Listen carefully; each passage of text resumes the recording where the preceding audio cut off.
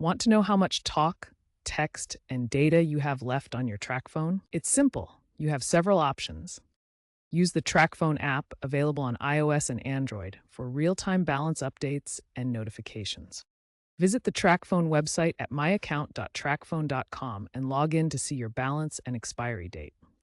Or, if you don't have a smartphone, text BAL to 611 for Verizon-based Tracfones or 611-611.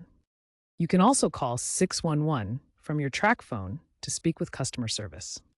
Most balances update instantly, but data usage may take up to an hour to reflect.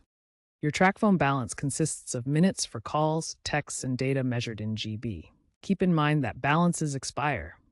Check your expiry date to avoid service interruptions. Many plans offer unlimited talk and text, but data is usually capped. The Tracfone app and website will show your expiry date, and you'll often receive reminders before your service expires. Pro tip: top up your balance via the app, website, or by purchasing a refill card to keep your service active.